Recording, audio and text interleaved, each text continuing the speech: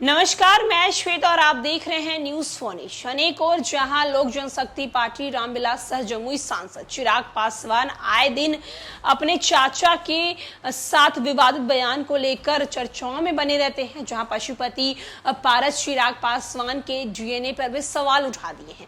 जहां पशुपति पारस ने एक बार बयान दिया था कि चिराग पासवान को वो अपना भतीजा ही नहीं मानते हैं। साथ ही साथ चिराग पासवान ने इस जवाब देते हुए इस पर कहा था कि वो अपने चाचा को हमेशा से चाचा मानते हैं और चाचा मानते ही रहेंगे। अब वो उनको भतीजा माने या ना माने ये उन पर है। वहीं आपको बताते चले कि पशुपति पारस की कुर्सी पर अब चिराग पासवान की नजर है, जहां एक तरफ ये कयास लगाया जा रहा है कि चिराग पासवान पशुपति पारस की कुर्सी जो है वो छीन सकते हैं।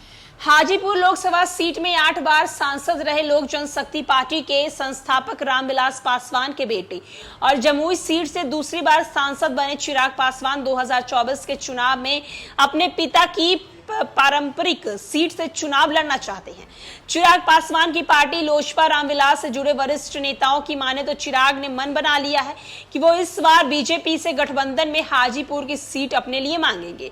इसके एक साथ दो शिकार होंगे। पहला तो पासवान परिवार के लिए सेफ हाजीपुर सीट से चाचा पशुपति पारस की विदाई हो जाएगी और दूसरा पारस किसी और सीट से लड़े तो उनकी हार का खतरा बना रहेगा। बिहार की 40 में से 6 लोकसभा सीटें अनुसूचित जाति के कैंडिडेट के लिए आरक्षित है, जिसमें हाजीपुर और जमुई के अलावा समस्तीपुर, सासाराम, गया और गोपालगंज शामिल है। वहीं 6 एसएससी रिजर्व सीटों में 3 पर चिराग के परिवार का ही कब्जा है। जमुई में चिराग खुद सांसद है। हाजीपुर में चिराग के चाचा पशुपति पारस सांसद हैं, जिन्होंने पार्टी के 6 में से 5 सांसद तोड़कर राष्ट्रीय लोक जनशक्ति पार्टी रालोजपा बना ली और नरेंद्र मोदी सरकार के मंत्री बन गए। समस्तीपुर से चिराग के चचेरे भाई प्रिंस राज सांसद हैं। बाकी 3 सीटों में एक बीजेपी तो 2 जेडीयू के पास है। चिराग की पार्टी और खुद चिराग ने हाजीपुर की गतिविधियां बढ़ा रखी है। न्योता से लेकर कार्यक्रम तक वे शामिल हो रहे हैं। चिराग की मंशा भाप चुके पशुपति पारस भी चैलेंज कर चुके हैं कि हाजीपुर से चिराग लड़े या उनकी मां, वो भी हाजीपुर छोड़कर कहीं नहीं जा रहे हैं। दावा और चैलेंज एक तरफ, गठबंधन से लड़ना है तो बीजेपी की भी चिराग और पारस की दावेदारी में भूमिका रहेगी। बीजेपी जिस तरह झुकेगी उसे हाजीपुर से लड़ने का मौका मिलेगा। हाजीपुर में अपनी लोकप्रियता के भ्रम में चल रहे पशुपति पारस को जनता के आक्रोश का स्वाद भी मिलने लगा है। सोमवार को रेलवे के कार्यक्रम में पारस ने जब वो कहा कि वो हाजीपुर के सेवक हैं, तो सभा में मौजूद एक बुजुर्ग आदमी उन पर बरस पड़े। बुजुर्ग ने सरेआम पारस को खरी खोटी सुनाई और कहा कि चुनाव के समय जनता को मालिक बताकर चुनाव के बाद खुद मालिक बन जाते हो।